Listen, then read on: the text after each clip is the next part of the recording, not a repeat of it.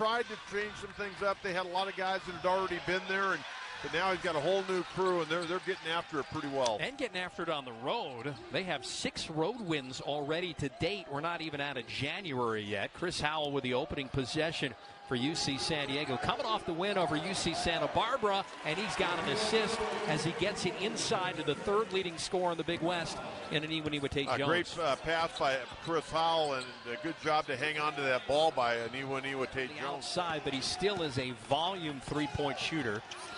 And there's another steal. Tate-Jones with a lay-in. Boy, this game is starting off fast and furious right now.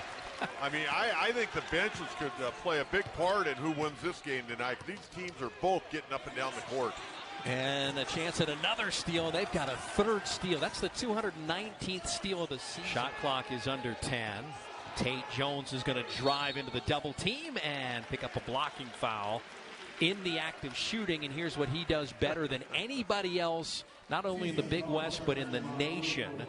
Aniwa Tate-Jones leads the nation in free throw attempts with 173, and he leads the nation with 138 free throws. He had an amazing game the other night. I mean, really put it together. 25 points. He was 9 of 12, 3 of 5 from behind the arc, and 4 of 5 at the free throw line. And, you know, coming into the game, Steve, he was only 2 for 16 all year long, and he had 3 3-pointers in the first half the other night.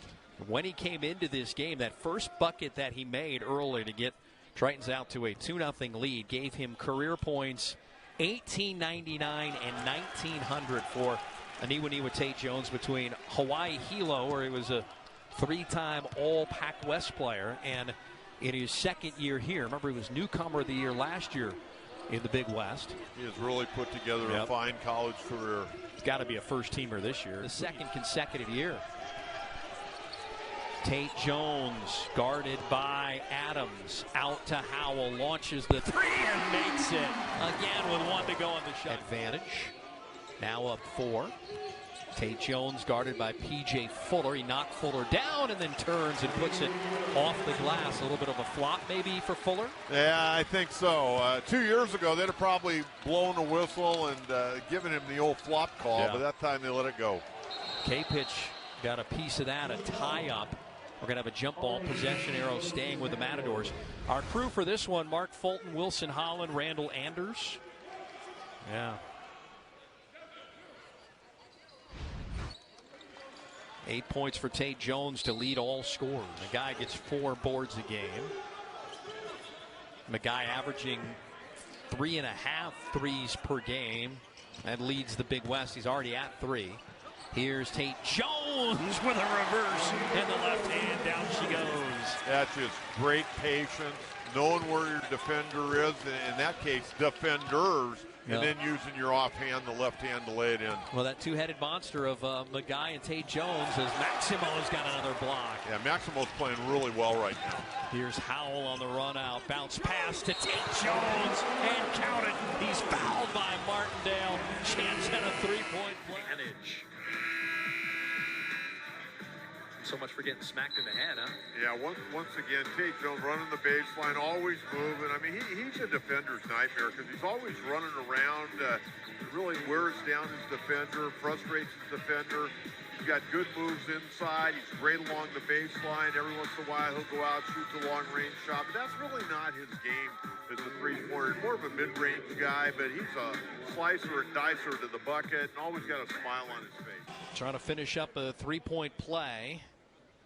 Jones, a perfect 5 for 5 from the field and a perfect 3 for 3 from the line. He's now been to the free throw line a national leading 176 times, and he's made a national leading 141 free throws. And you forget, too, you know, he's got 60 assists, so he's got 1 fewer assist than Hayden Gray does. That's pretty amazing. Touches the basket. Exactly. Wow. All the steals, all the assists. Here's Tate-Jones driving and counted. Oh, Tate-Jones is 6 for 6 from the floor. He's got 15 and a chance at 16 at the free throw line when we come back from the break. A 20-point advantage for the Tritons against an excellent CSUN Matadors team.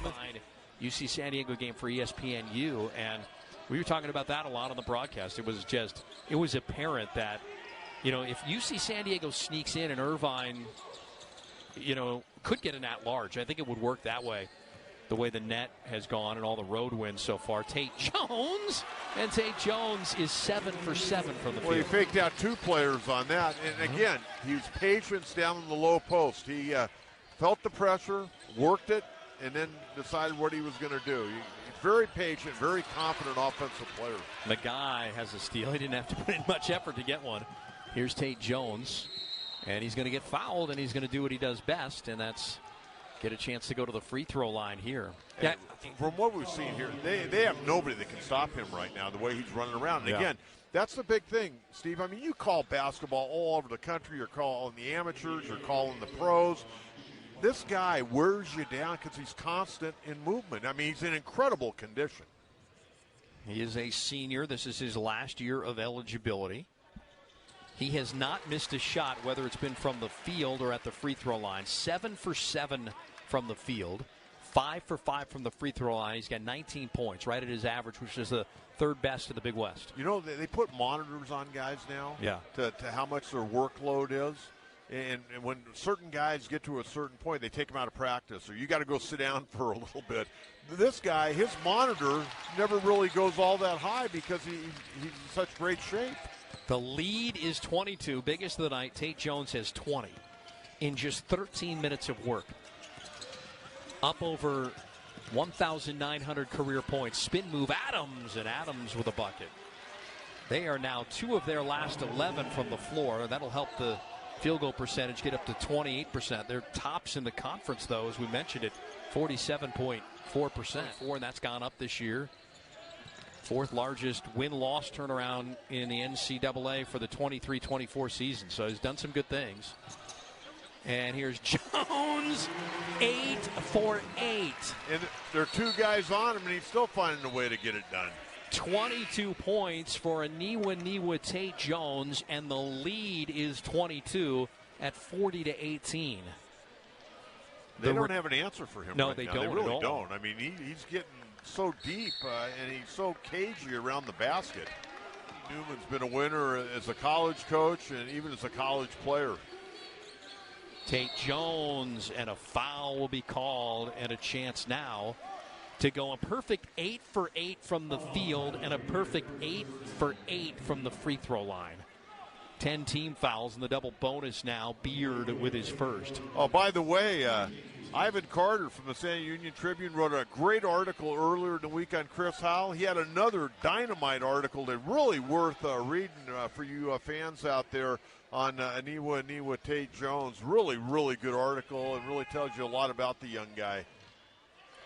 A perfect 7 for 7 from the free throw line. I have never seen this before. A guy be 8 for 8 from the field and potentially 8 for 8. I'm going to have to take a picture of this and maybe tweet it out here. They're already up 6-0. Maguy has 3 threes in this game on 6 attempts, and Jones is going to get fouled, and that'll be a non-shooting foul. Yeah, he stretched the jersey of Tate-Jones. It's amazing. Tate-Jones had 23 points in the first half, and he was 8 of 8 shooting in the first half. He doesn't have a rebound. Can you believe that? As much as he's down there in the paint, he doesn't have a rebound. Into Tate-Jones, he's doubled out to Maguy. Gray is going to drive. Gray with a finger roll. It came off. Tate-Jones there for the rebound. He got fouled going up. He got his rebound. Yep. He says, hey, that was a shot attempt, and they're going to say no, but it's going to result in the 3rd team foul for CSUN here in the early going. Yeah, coming in tonight, Tate-Jones averaging 19.1, averaging 5 rebounds a game, and 58.3 from the field. One of the outstanding field goal shooters in the Big West Conference. That's a big foul because that's the 3rd on Tate-Jones, who's the leading scorer for CSUN. Right now, if they aren't going to run a play for Tate-Jones and Maguy. Tate-Jones spins. Tate-Jones to the hole with the right hand. He's got 25. They needed that. You could run pick and rolls with him all night. They haven't shown they can stop him. Almost took a full 4 minutes, but the Tritons finally in the scoring column in the second half. There's a carryover on Tate-Jones. Turnover number 13 for CSUN. Triton's having a lot to do with it, but they're gonna win a lot more ball games this year. Here's Tate-Jones. 3 defenders come, and he's still going to get to the free throw line. He is one tough SOB, ain't he? Yes, he is. Chance to get points 28 and 29 at the free throw line. And if you're a betting man, you got to bet on Iwaniwa Tate-Jones as the Big West Conference Player of the Week. How many bottles of water does Eric Cullen go through in a game? Little nervous tick. Trying to look now to see CSUN's lowest scoring output of the season. They had 56 in a loss at St. Bonaventure. That's what stands out right now. Yeah, and that would be their season low in their opener on November the 4th. Hey, we got to give, we get that picture of that water bottle. The guy sitting right there, Jeff Turiel. He's the glue that holds the athletic department together. Great guy. We'll get a picture of him here before too long. Strong beard game.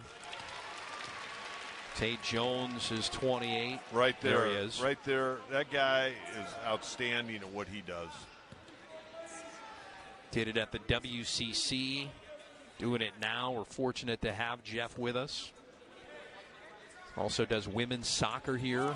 Runs a tight ship. He really does. Well, he's a real pro is what he is. And good athleticism to get that shot off. I do remember him at St. John Bosco. Here we go. Numbers back the other way. 3-on-2. Tate-Jones leaves it for a gliding in. Hayden Gray. And now guys are smiling. And a steal by McGowan. Look at this. That's an 8th steal for the Tritons, who average 10.8 a game. One of the best marks in the country. Look at this. Pass. Oh, done. Oh, my. Tate-Jones to Rosalind. Wow. I said Justin Rochlin's good for one dunk a game, and that was in traffic. Holy moly. And Tate-Jones has got 4 assists. None prettier than that. Against Riverside a week ago tonight in a loss. Big efforts by K-Pitch and Gray when they needed buckets. Stem the tide. Rochland. Tate-Jones is going to drive. Tate-Jones, and it counted! Oh, the second ever in Division I era to have 2 30-point games. He's going to sleep well tonight. But watch him spin this ball up off the board. Little English right there. Boom. Counts if it goes, and he'll go to the line once again. A guy that has shot more free throws this year than anyone in Division I basketball in the country. Unbelievable. Yep, this will be 13 to add to that. That means he's been to the free throw line 186 times to lead the nation. And a 32-point effort. He had a 32-point effort last Saturday at Riverside. And now he has, as he leaves, 2 of the best games ever in the Division I area. He's not going to catch Tony Rochak, as they'll sit him right here as the most ever in a Division I game. He had 34 against Santa Barbara coming out of COVID, December 30th, 2020. Says, forget it. Let's take the end of the game here. What a win, and CSUN held to a season-low 54 points.